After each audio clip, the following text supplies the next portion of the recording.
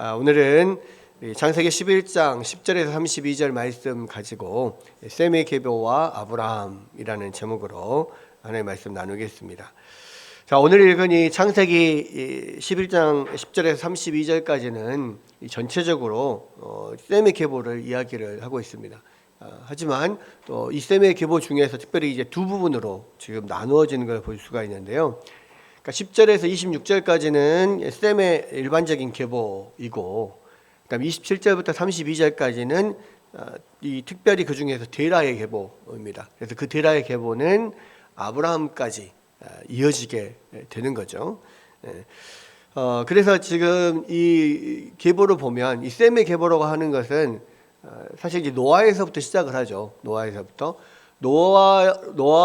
노아의 세 아들 셈과 함과 야벳 그리고 그 자부들 이 8명이 방주에서 나와서 이제 그들로부터 이 많은 민족이 이렇게 나오게 되는 것이 이제 10장의 내용이잖아요. 그래서 이 10장에서 셈과 함과 야벳의 자손들이 어떠한 민족들이 나오고 주로 어디에 분포되어 있는가 이런 것들이 이제 10장에 쭉 나옵니다.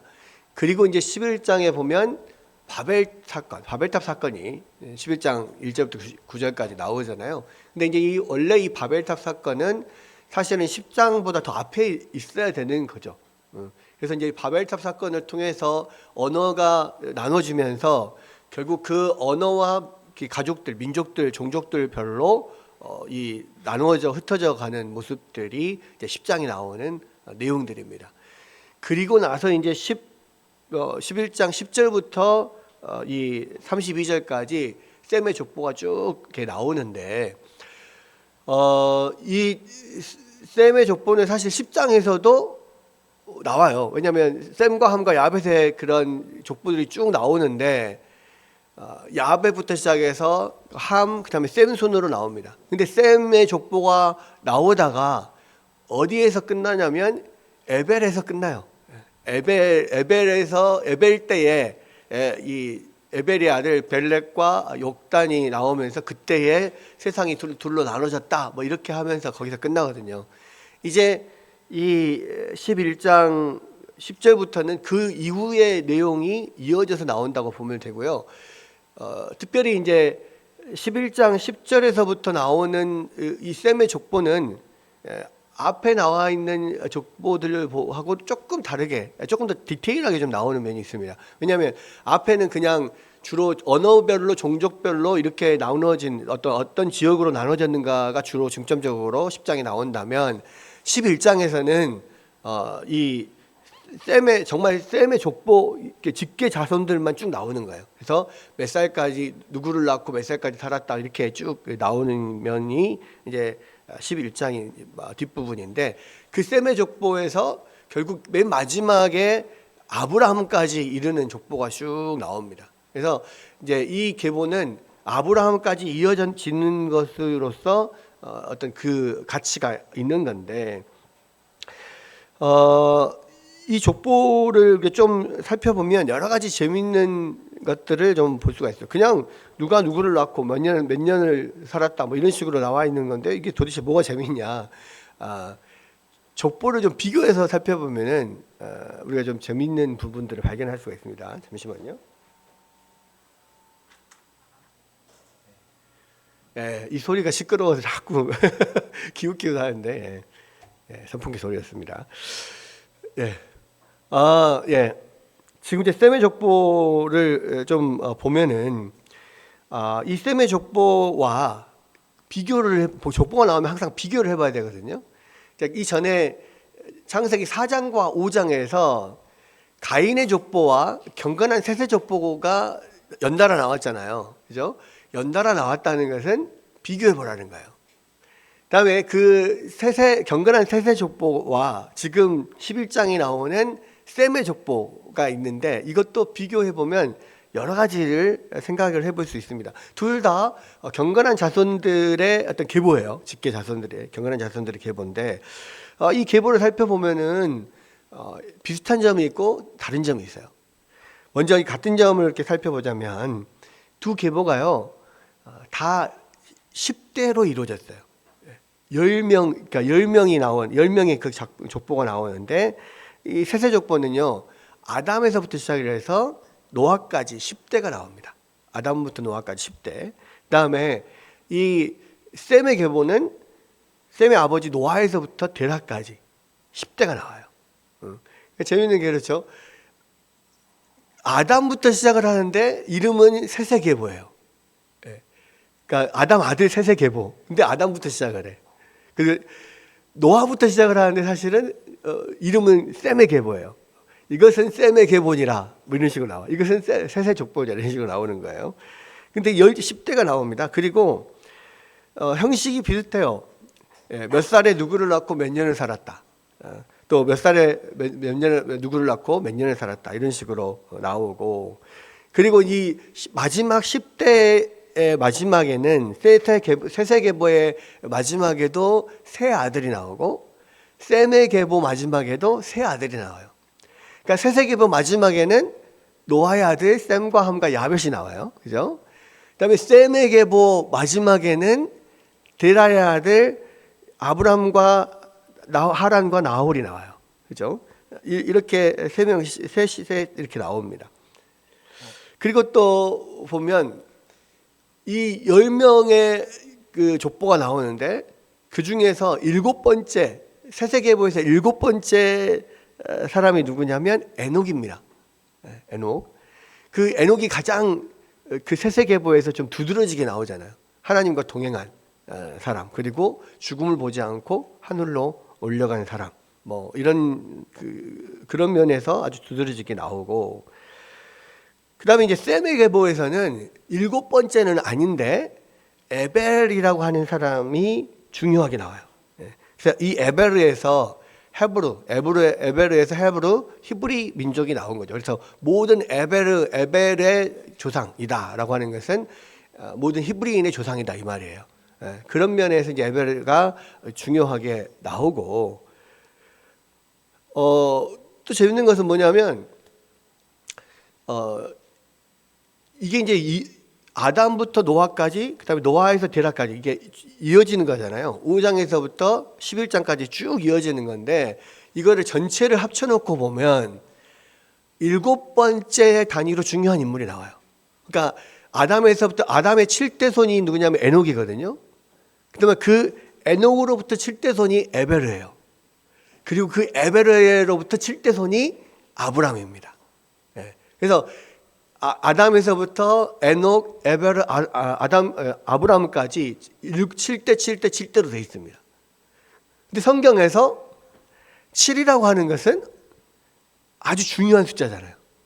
완전수라고 하기도 하고 어떤 축복의 수 뭐 이렇게 이야기를 합니다. 그래서 이 에녹, 에벨, 아브람 다 하나님의 은혜가 있었고, 또 특별한 사건이 있었고, 또 어떤 그런 하나님의 축복이 있는 어떤 그런 사람들인 거예요.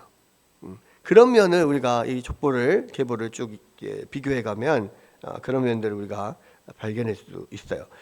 그리고 이제 이렇게 사실은 계보가 성경에 여러 가지가 계보가 나오잖아요. 근데 그 계보는 정말로 정확하게 다 기록이 되어 있는, 한 사람도 빠지지 않고 정확하게 기록되어 있는 게 아니고, 이런 어떤 목적을 가지고 선별돼서 기록이 돼 있어요.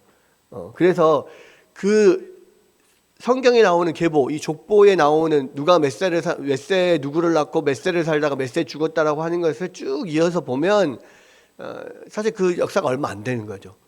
그런데 거기에는 이제 중간중간에 빠진 것도 있고, 여러 가지 그런 나름대로의 이 구성을 위해서 이렇게 편집해 놓은 것이기 때문에 이것 전체가 정확한 어떤 연대, 이것을 가지고 정확한 연대를 추산할 수 있다 이렇게 생각해서는 안 된다는 거예요. 그래서 이제 물론 대략은 생각해 볼 수 있으나 이것을 가지고 어떤 정확한 시간대 연대를 구성하기는 어렵다라는 것들을 일단 기억을 해야 되고요.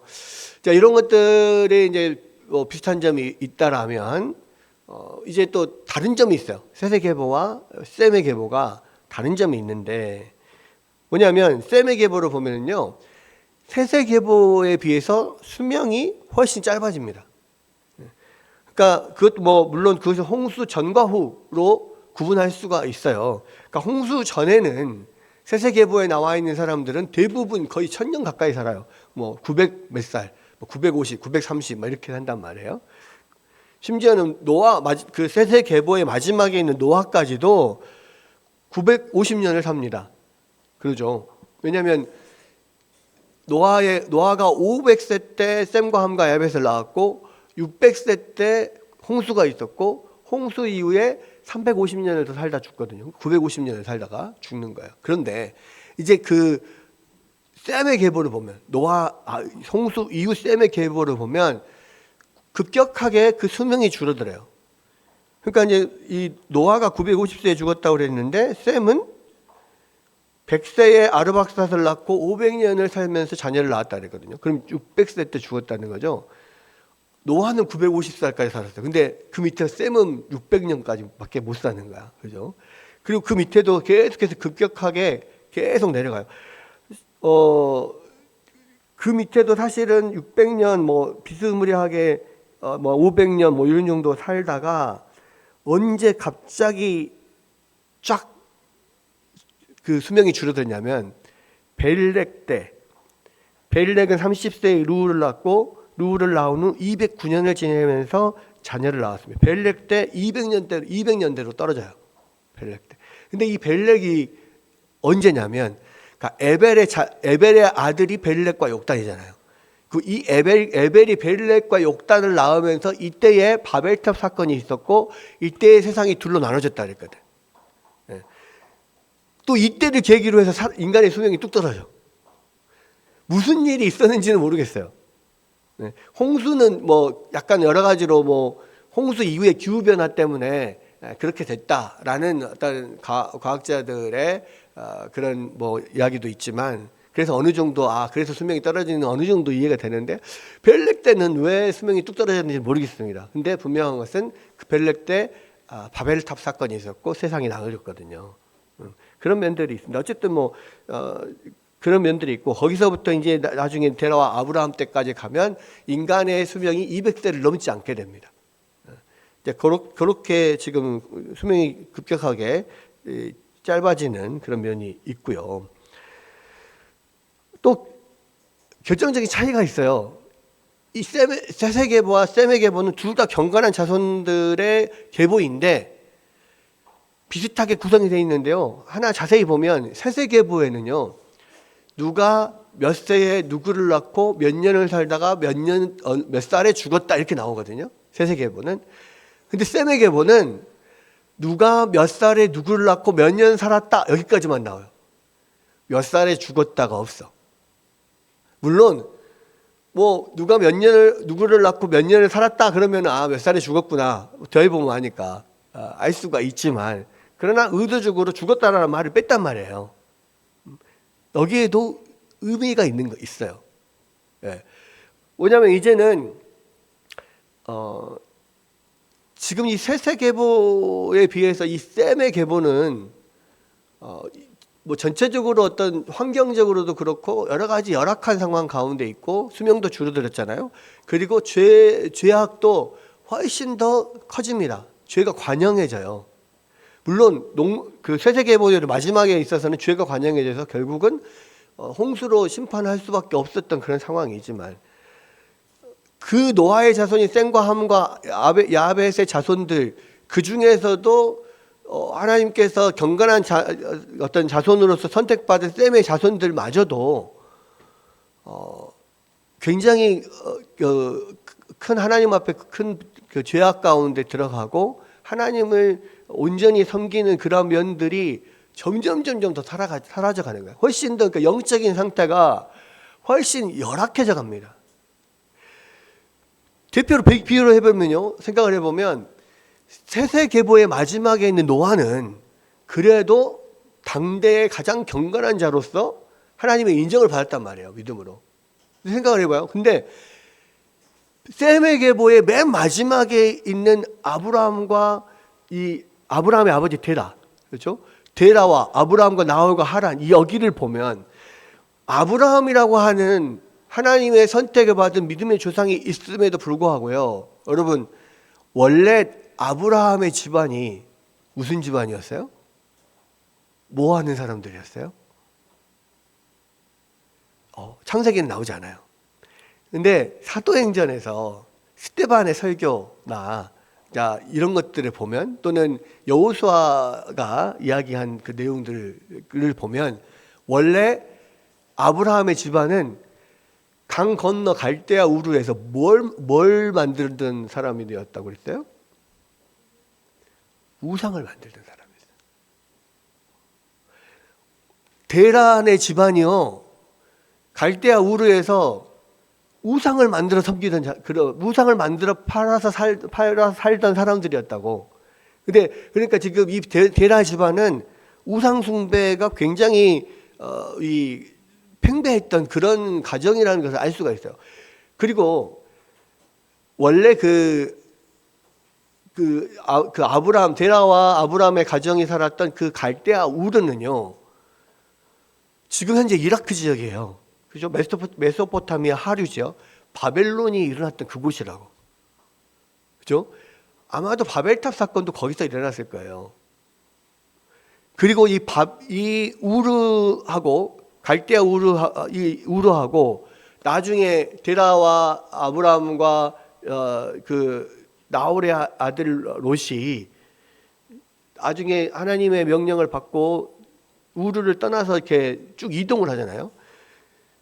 메소포타미아 거기 유프라테스 티그리스 강 상류 지역에 가면 하란이라는 곳이 있어요. 하란 땅에 나중에 정착을 해가지고 거기서 있다가, 거기에서 아버지 데라가 죽고 난 다음에야 비로소 아브라함이 가나안 땅으로 내려오거든요. 하란 땅이 지금 터키, 이스라엘의 저 위쪽에 터키 쪽 지역입니다. 그런데 재밌는 것은 이 갈대아 우르하고 하란하고는 유프라테스 티그리스 강 하류 지역과 상류 지역 엄청나게 거리가 떨어져 있잖아요. 근데 이 두 곳이, 우르와 하란이 바벨론의 달신인 신을 중점적으로 섬기는 도시였어요. 그리고 재밌는 게 뭐냐, 이 데라의 집안이요, 이 바벨론의 달신 신하고 굉장히 연관이 많아요. 왜냐하면 데라라고 하는 이름이 에라에서 나왔다고 생각을 하는데, 에라가 히브리어로 달이라는 뜻이에요. 그리고 지금 데라의 며느리죠, 아브라함의 아내 이름이 사레잖아요. 이 사레가 누구냐면 사레투라고 이 바벨론 달신의 아내의 이름이 사레예요. 그리고 여기에 보면 뒤에 맨 마지막 뒤쪽에 보면 하란의 딸 밀가가 나와요. 그죠? 이 하란의 딸 밀가가 둘째 아들 나홀과 결혼을 하게 되거든요. 그죠? 근데 이 밀가가 누구냐면 그 바벨론 달신의 딸이야. 딸의 이름이야. 그러니까 데라는 바벨론 신의 이름, 또 이 사레는 바벨론의 아내의 이름, 바벨론 달신의 아내의 이름, 밀가는 달신의 딸의 이름, 이런 식으로 돼 있어요. 그러니까 온통 집안이 이 바벨론의 달신 신과 연관이 되어 있단 말이에요. 그 말은 사도행전에서 데라의 집안이 갈대아 우르에서 우상을 만들어서 팔고 섬겼던 그런 곳이다라고 했다면, 그 우상이 뭐였을까요? 당연히 달신이겠죠. 그러니까 우르 자체도 달신을 주신으로 섬기는 곳이고, 이 데라의 집안도 달신과 연관된 어떤 그런 이름을 다 써요. 그죠? 그리고 이들이 갈대아 우르에서 떠나서 가나안 땅으로 가면서 중간에 머물렀던 땅이 하란이거든요. 하란은 이 데라의 큰 아들의 이름이에요. 그럼 그곳이 하란이 됐던 것은 아마도 그곳에서 데라가 정착을 하며 살면서 나름대로의 뭔가 영향력을 갖추고, 그래서 그곳이 이름이 하란이 되지 않았을까, 이렇게 참 추측을 해볼 수도 있거든요. 그 재미있는 것은 그렇게 이 티그리스 유프라테스 강 하류와 상류 엄청나게 멀리 떨어져 있는 곳인데, 그들이 머물러 살던 갈대아우르와 그들이 머물렀던 하란이 바벨론에서 유일하게 달신을 주신으로 섬기는 곳이라는 거예요. 그 말은 결국 뭐 어떤 면이든지 이 데라의 가족들과 연관이 되어 있다는 거죠. 근데 여러분, 그러한 데라의 가족, 달신을 주신으로 섬기는 그 도시에 달신에 관련된 모든 가족들이 그런 달신에 관련된 이름을 갖고 있고 그 달신을 제작하고 팔고 섬기고 하는 일에 관여되어 있던 그런 가족인데, 온 전체가 지금 그렇게 우상숭배에 완전히 정말 최전선에 있는 그런 사람들이잖아요. 근데 그 중에서 하나님 아브라함을 불러요. 그래가지고 그 아브라함을 통해서 하나님의 약속, 여자의 후손이 오는 그 믿음의 그 조상이 되게 만든단 말이에요. 그러니까 셋의 족보와 셈의 족보는 비슷하지만 또 달라요, 완전히. 왜? 셋의 족보는 그래도 마지막까지 가도 믿음으로 그 당시에 당대의 완전한 자라고 했던 노아가 있는, 나름대로 노아가 그 믿음을 계승하고 있는 그런 곳인데, 셈의 족보 마지막은 그러한 믿음이 전혀 보이지 않는, 완전히 우상숭배 최전선에 있는 이 가족들이 그 셈의 족보의 마지막에 나온다는 거예요. 그러니까 이것이 두 개가 이렇게 비교 대조되어 있다는 면을 볼 때, 지금 이 아브라함을 하나님께서 부르신 이 상황은 노아를 부르시는 것과 전혀 다르단 말이에요. 그리고 결국은 그 우상 숭배로 쩔어 있는 그 가정에서 아브라함을 택하여 부르셨다고 하는 것은, 이건 정말 놀라운 이야기인 거예요. 우상 숭배의 가장 최전선에 있는 그 집안에 아브라함을 찍어 부르시는 거예요. 그리고 강권적인 역사로 하나님께서 그 아브라함을 통해서 당신의 뜻을 이루어 가시는 거예요. 그러니까 이 아브라함을 부르시는 것이, 그래서 이 바벨탑 사건과 이 12장의 아브라함을 부르시는 이 사건을 통해서 하나님이 아브라함을 부르셨을 때 그 시대의 상황이 얼마나 정말 악했는지, 하나님이 그냥 앞에서였으면, 노아의 때였으면 홍수로 다시 심판해서 온 세상을 쓸어버려도 하나도 이거는 뭐 틀림이 없는, 이것은 그래도 상관이 없을 정도의 그런 상황이었다는 거예요. 그런데 하나님께서 홍수로 심판하고 쓸어버리지 않고 오히려 아브라함을 택해서 부르셔서 그곳에서 다시 하나님의 강권적인 구원의 역사를 시작하셨다는 거예요. 이게 얼마나 놀라운 일이냐. 이것을 우리가 이 족보를 비교해 보면서 알 수가 있는 겁니다. 여러분, 그래서요, 이러한 이 족보를 그냥 대충 보면은 아무런 뭐 이게 없잖아요. 근데 하나하나 앞과 뒤를 비교를 해보면 이 족보에서 하나님께서 얼마나 놀라운 은혜를 우리 가운데 베풀어 주시는지, 하나님의 뜻이 무엇인지, 이런 것들을 우리가 볼 수가 있습니다. 좀 더 이제 몇 군데를 자세하게 좀 보자고 하면, 이 족보에 우리가 이 셈과 함과 야벳의 세 아들이 나오잖아요. 세 아들이 나오고, 그 다음에 이 셈의 족보에서는 아브라함과 나홀과 하란이 나와요. 근데 여기에서도 특징이 있습니다. 셈과 함과 야벳이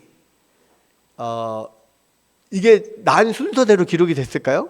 그러니까 셈이 제일 큰 형, 둘째가 함, 그 다음에 야벳이 막내, 이렇게 기록이 됐을까요? 또 뒤에 아브라함과 나홀과 하란이 나오잖아요. 그죠? 이것도 그런 난 순서대로 기록이 되어 있을까요? 네, 아니에요.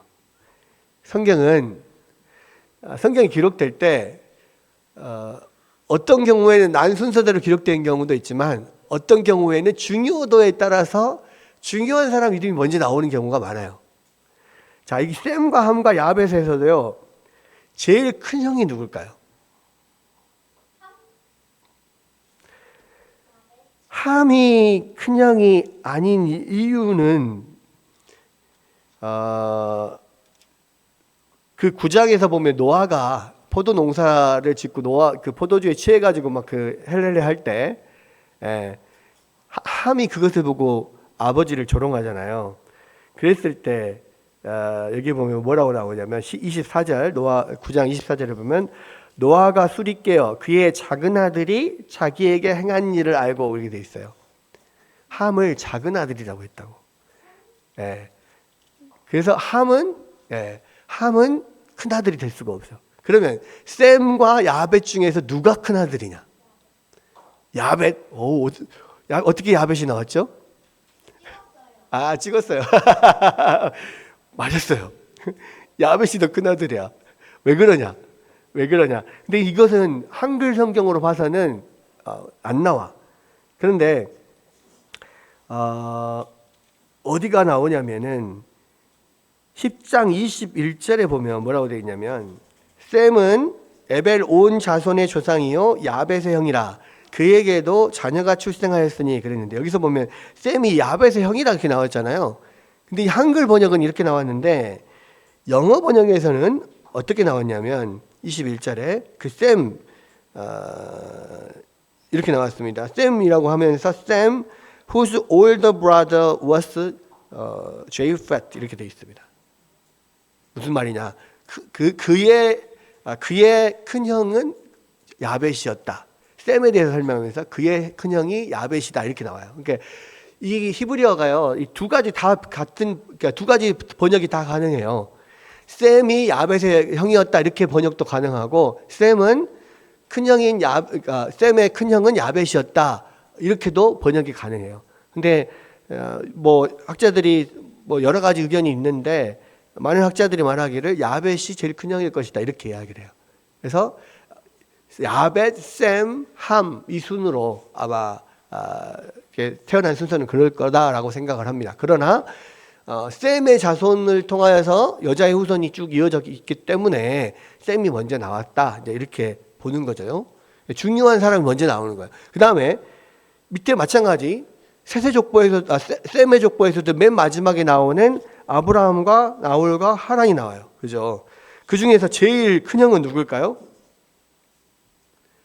아브라함과 여기서 기록된 순서는 이 11장 26절에 데라는 70세 아브라함과 나홀과 하란을 낳았더라 그랬어요. 제일 큰 형은 누굴까요? 일단은 아브라함은 아니겠죠. 그러면 나홀과 하란 중에 제일 큰 형이 나올 거예요. 나물은 아니죠. 나홀이 뭐라도 나물은 아니죠. 아마도 하란일 가능성이 더 커요. 왜? 하란이 데라보다 먼저 죽었다 그랬잖아. 그렇기 때문에 아마도 하란이 제일 먼저 태어났을 것이다. 그렇게 아브라함은 확실히 큰 아들이 아니라는 것을 어떻게 알 수가 있냐? 나중에 보면 하란 땅에서 데라가 죽을 때가 이 아브라함의 나이가 75세였어요. 75세. 그럼 데라가 몇 살에 죽었냐면 여기 보면 데라가 205세가 되어서 하란에서 죽었다라고 되어 있습니다. 자, 그러면 데라가 205세 때 하란에서 죽을 때 아브라함이 75세였어요. 그럼 데라가 아브라함을 낳을 때는 몇 살이었을까요? 205 빼기 75 하면은 205 빼기 75. 130세죠. 130세. 그러니까 데라가 130세에 아브라함을 낳았어요. 근데 문제는 여기서 뭐냐면 26절에 보면 데라는 70세에 아브라함과 나홀과 하란을 낳았다 그랬거든. 아브라함을 낳았을 때는 130세인데 70세부터 아브라함과 나홀과 하란이 세 자녀를 낳았다. 그러면 아브라함은 아닌 거죠. 큰아들이. 70세부터 낳았으니까. 그럼 아브라함은 아니야 일단. 그다음에 나홀과 하란 중에 큰아들이 있을 거야. 근데 하란이 큰아들이라고 생각하는 이유는 뭐냐면 하란이 먼저 죽었다. 그리고 나홀의 아내가 누구다?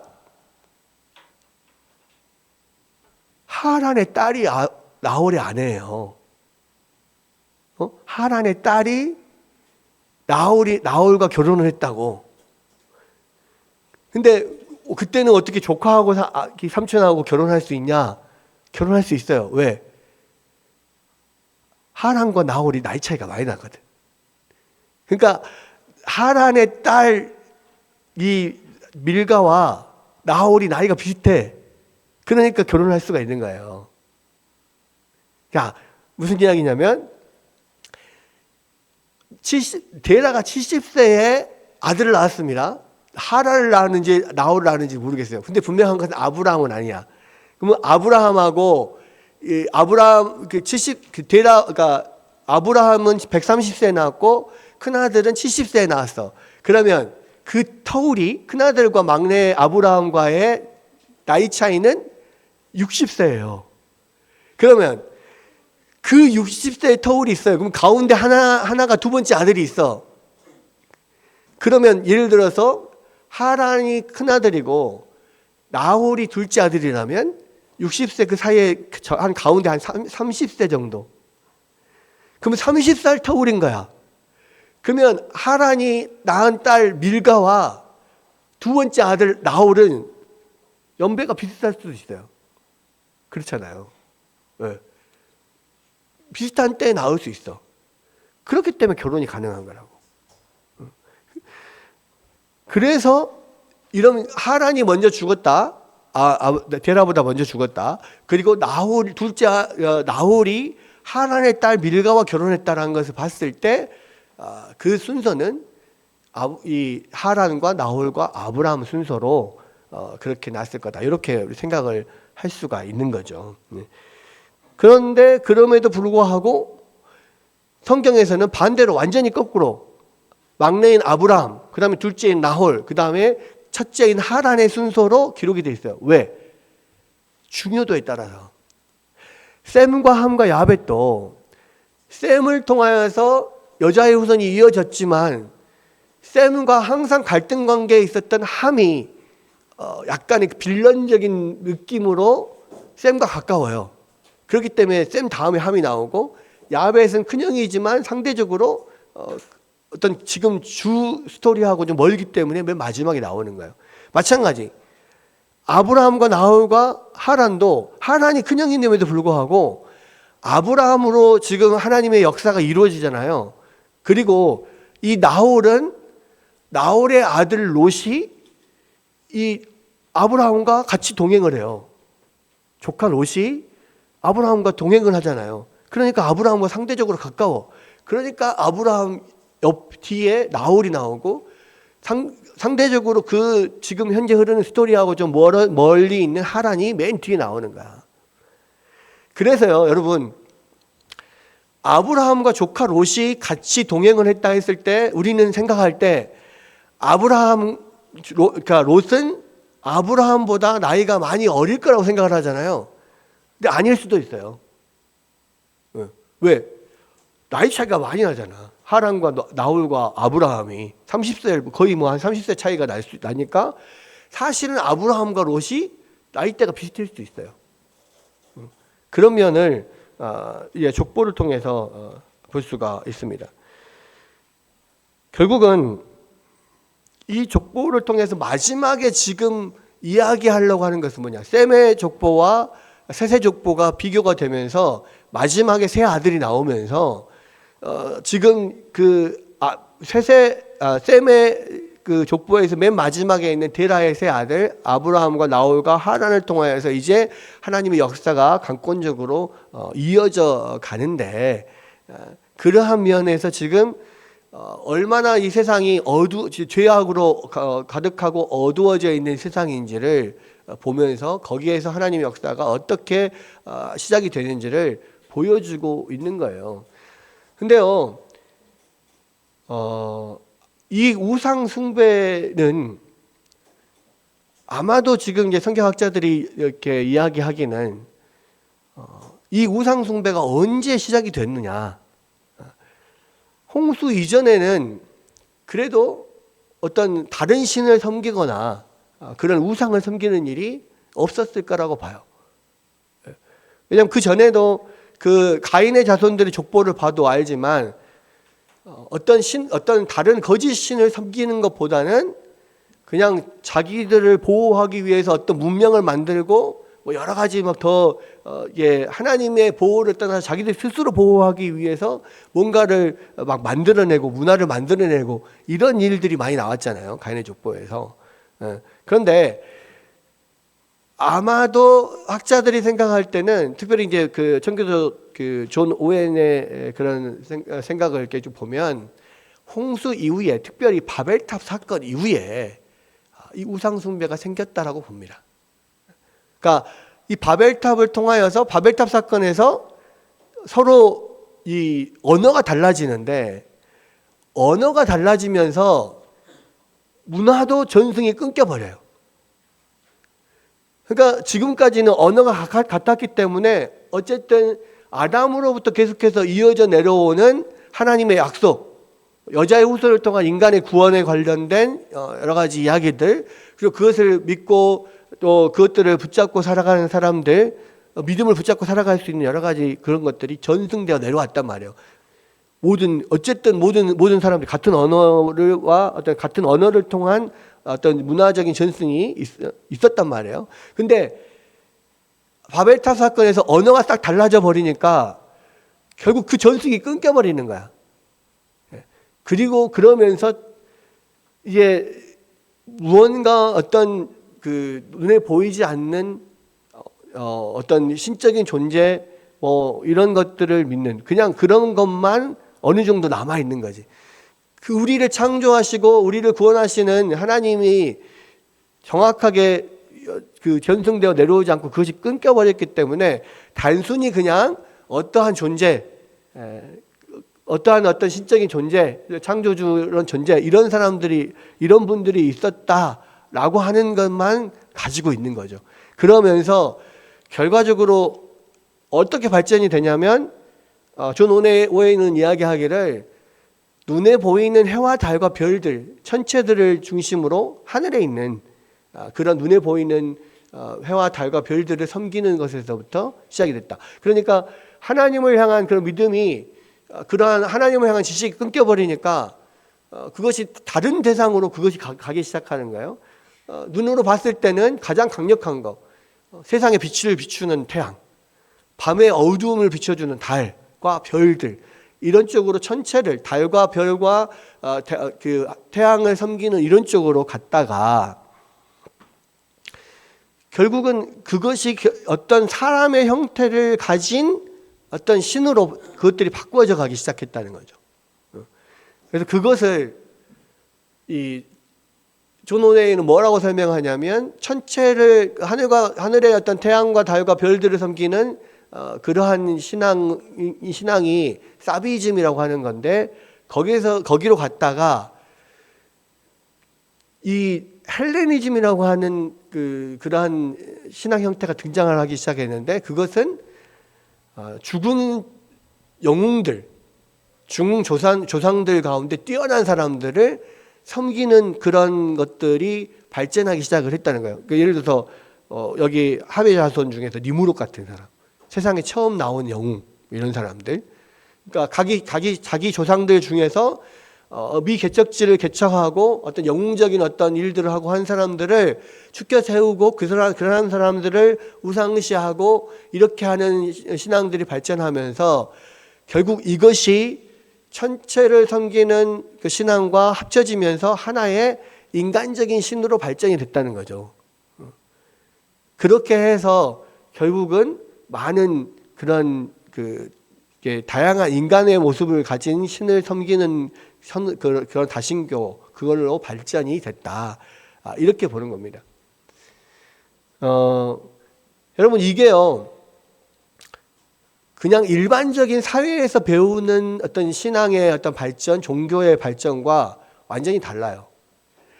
세상에서 여러분 배우는 종교의 발전은 어떻게 생각을 하냐면 처음에 그런 우상숭배, 그러니까 미신을 섬기다가 샤머니즘, 토테미즘, 이런 것들 그냥 눈에 보이는 해와 달과 별, 바위, 또 짐승, 뭐 힘센 짐승들, 막 이런 것들을 섬기다가 이제 그것을 섬기는 것에 어떠한 중보자 역할을 하는 무속인들이 나오고, 그 무속인들을 통한 신앙이 샤머니즘으로 바뀌고, 그리고 나서 그 다신교로 발전을 하고, 나중에는 그것들이 점점 더 고급화되면서 하나의 신을 섬기는 일신교들이 나오고, 유일신을 섬기는 그런 고급 종교로 발전이 된다, 이렇게 이야기를 하거든. 근데 이것도 사실은 진화론에 근거한 거예요. 그 동물들 자연도 진화를 한다라고 하는 이론이 진화론이잖아요. 근데 그 진화론이 사회적 진화론으로도 바뀌어. 그래서 사회에 있는 모든 것들이 다 진화를 한다고 생각을 해. 그래서 종교도 그렇게 그런 토테미즘, 샤머니즘, 뭐 다신교, 유일신교 이런 식으로 쭉 진화가 될 것이다. 점점 고급화 될 것이다. 이렇게 생각을 해. 근데 성경은 그렇게 말하지 않아요.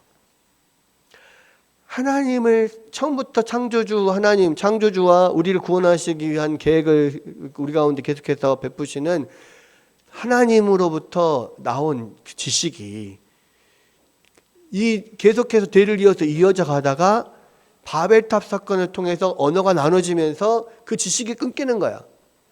그래서부터 천체를 숨기기 시작하고, 그 다음에 그것을 이렇게 자신들의 어떤 영웅적인 조상들을 섬기기 시작하고, 그것이 합쳐져서 하나의 인간적인 신을 섬기는 다신교가 되었다. 그러니까 이것은 참된 종교에서, 하나의 종교에서 그렇게 그 언어가 이렇게 달라지면서 그런 식으로 타락해가는 어떤 과정들이 나온 것이다, 이렇게 생각을 하는 거예요.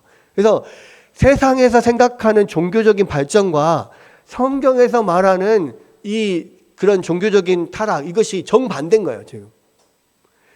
근데 여러분, 일반적인 자연 현상에서의 진화론도 그러니까 훨씬 더 이렇게 어지럽고 이렇게 정교하지 못한 것에서 시간이 지나면 점점 정교하게 어떤 고급 동물로 진화되어 간다는 것은 엔트로피 법칙에 어긋나는 거잖아요. 그렇죠? 무엇이든지, 예를 들어 생각해 보십시오. 우리 집안의 엔트로피 법칙이라는 건 뭐예요? 혼란도죠. 점점 더 어지럽게 되는 거, 시간이 갈수록 점점 더 어지럽게 되는 그런 에너지가 커져간다는 거예요. 그래서 엔트로피가 증가한다는 그런 거거든. 여러분, 그냥 각설탕을 공기 중에 그냥 놔두면 시간이 지나면 단단하게 뭉쳐져 있던 각설탕이 점점 풀어져 흐물흐물하게 돼요. 정돈된 것에서 시간이 지나면 더 어지럽게 된단 말이에요. 여러분, 자동차도 안 타고 그냥 가만히 놔두잖아요. 시간이 지나면 어떻게 돼요? 점점 녹슬어가면서 점점 이게 정밀하게 정교했던 것이 풀어져 가요. 우리 집안도 청소를 안 하고 가만히 놔두면 어떻게 해요? 처음에는 깨끗해져 있다가 가만히 있으면 점점 좀 어지러져. 근데 그것을 누군가가 의도를 가지고 청소를 하고 치우지 않으면 다시 정돈된 상태로 바뀔 수가 없단 말이에요. 가만히 놔두면은 그 정돈된 상태가 점점 풀어지는 것이 이 세상의 법칙이에요. 그것이 엔트로피 법칙이라고. 근데 그것이 그냥 모든 이 지구의 자연 만물에도 적용이 되는 것이지만 인간 사회 안에서도 그대로 적용이 돼. 그래서 이게 처음에는 정교하지 않았던 그런 종교들이 점점 시간이 가면 갈수록 더 정교해진다? 그거는 말이 안 된다는 거예요. 가만히 놔두면 그렇게 정교해질 수가 없어. 그러니까 정반대. 성경에서 말하는 바와 세상에서 말하는 바는 정반대예요. 성경에서는 처음에 하나님께서 만드신 세상은 완벽했어. 근데 죄가 들어오면서 범죄함으로써 하나님을 떠나면서 생명을 떠나면서 점점 죽음에 이르고 점점 악해져 가는 거야. 종교도 원래는 하나님을 아는 지식이 있었어. 근데 점점 그것이 없어지면서 또 바벨탑 사건을 통해서 언어가 나눠지면서 그 지식이 끊기면서 결국은 다른 것을 대체하는 어떤 그러한 자신들의 욕망을 실현해 줄 수 있는 눈에 보이는 그런 우상들, 처음에는 하늘과 달과 별들을 섬겼다가 더 가까이 뭔가 우리를 위해서 해줄 수 있을 것 같은 그런 인간적인 신으로 대체되는 그런 과정. 이게 어떤 종교의 타락의 과정이지, 어떤 종교가 처음에는 그냥 대충 만들어졌다가 나중에 더 점점 종교해지는 건 이건 아니라는 거예요. 심지어 그 존 오웬이 말하는 그 시대는요, 17세기 때문에, 17세기이기 때문에요, 진화론이라는 것은 없었어. 그러니까 그것을 의도하고 그렇게 말한 게 아니야, 존 오웬이.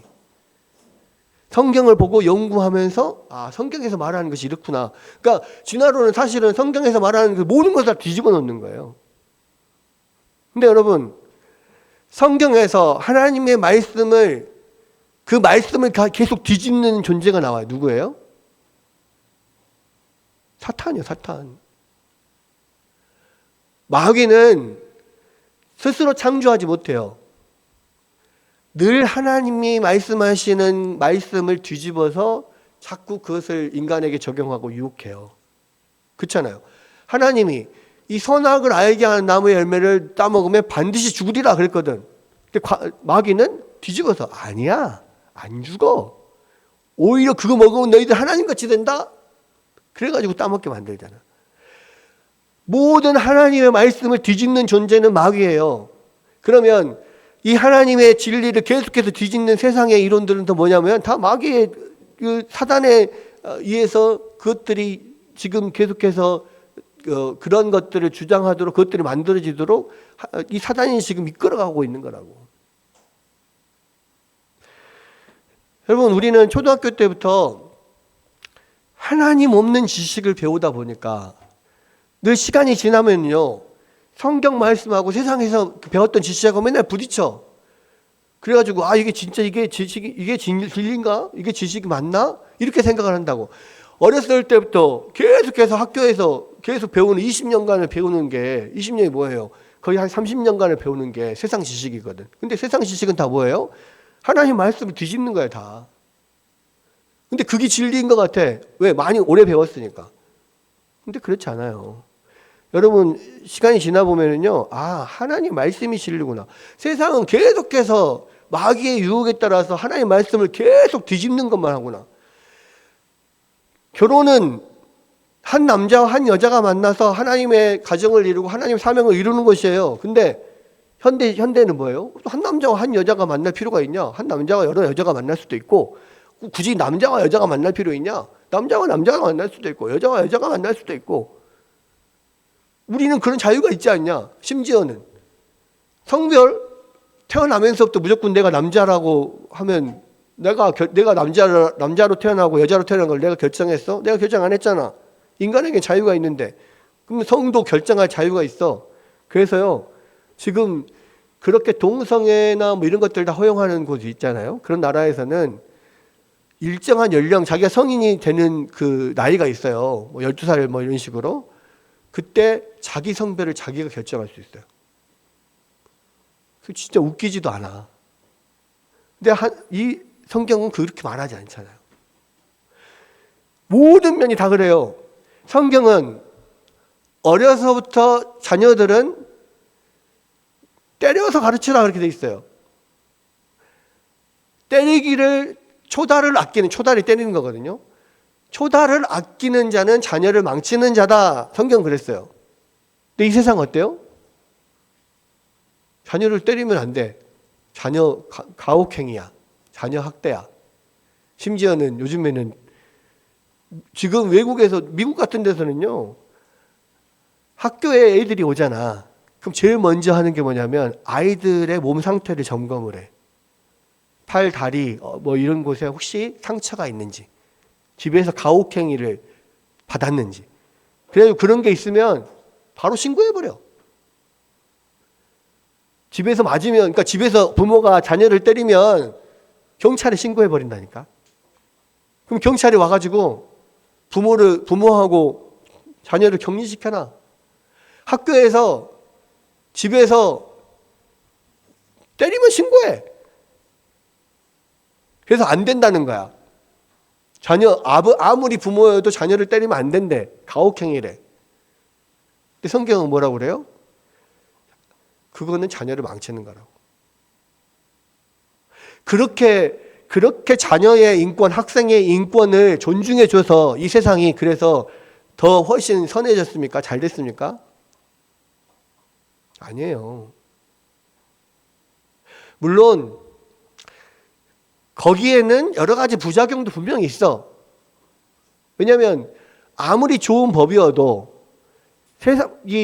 그것을 운용하는 세상이 죄악 가운데 있기 때문에 좋은 법을 운용을 해도 분명히 잘못된 점이 부작용들이 있을 수 있단 말이에요. 그러나 분명한 것은 그렇다고 해서 그것을 뒤집으면 더 이렇게 좋은 세상이 오냐? 그렇지 않아요. 더 자녀들이 훨씬 더 잘 좋은 사람으로 만들어지냐? 그렇지 않아요. 세상을 보면은요, 점점 계속해서 성경을 뒤집고 반대로 가고 있단 말이에요. 근데 여러분, 성경은 분명하게 이야기합니다. 하나님의 말씀은 영원하고 변함이 없고 꽃은 시들고 풀은 마르지만 하나님의 말씀은 영원하다라고 분명히 이야기해요. 그리고 이 하나님 말씀이 영원하신 하나님의 말씀 우리가 붙들 때에 우리에게 참된 행복과 참된 복이 있는 거예요. 여러분, 결국은 이 족보를 통해서요, 마지막에 이 아브라함의 가문을 조명하면서 얼마나 이 죄로 물들고 어두운 그런 세상에서 하나님께서 이 아브라함을 선택하셔서 하나님의 역사를 이루어 가시는가를 보여줘요. 그리고 그러한 아브라함이 유일하게 잘한 것은 뭐냐면 그러한 하나님의 말씀을 믿었다는 거예요. 사실은 믿을 수 없었던 거거든요. 왜냐하면 온통이 다 우상으로 이렇게 전체 우상이 만연해 있고 자기 가정만이어도 완전히 우상 숭배 최전방에 서 있는 그런 가정이었거든. 근데 하나님께서 아브라함을 택하셔서 내가 너를 복의 근원으로 삼을 것이다. 내가 가라는 곳으로 가라 했을 때 아브라함이 모든 것을 버려두고 그 하나님의 말씀을 붙잡고 따랐단 말이에요. 유일하게 잘한 것은 그 말씀을 믿었다는 거거든. 결국은 이 세상에 아무리 혼란하고 어렵고 죄악이 완전히 관영해서 한 점 빛도 없는 어두운 세상일지라도요, 하나님은 그 가운데서 하나님의 뜻을 이루어내는 한 사람을 붙잡고 하나님께서 역사하신다는 거예요. 그래서 하나님이 하시기 때문에 이것은 하나님 반드시 이루어질 거예요. 그리고 그 가운데서 우리가 하나님의 뜻을 이루는 유일한 방법은 뭐냐면요, 그 하나님을 붙잡고 믿고 따라가는 거예요. 이 세상을 따라가는 것이 아니라, 이 세상의 지식을 따라가는 것이 아니라 하나님의 지식을 따라가고 하나님을 붙잡고 따라가는 거예요. 그랬을 때 정말로 하나님, 이 모든 생명의 근원이시고 모든 복의 근원이신 하나님으로부터 우리가 참 생명과 참 복을 얻으면서 이 어두운 세상에서 빛으로 살아갈 수가 있는 거예요. 오늘은 이 족보를 통해서요, 결국 하나님께서 어떻게 우리를 이끌어 가시는가를 보게 됩니다. 그러한 하나님을 온전히 붙잡고 우리가 세상 지식 따라가지 말고 오직 하나님의 말씀 따라서 하나님 붙잡고 승리하는 여러분 되시기를 주의 이름으로 축원합니다.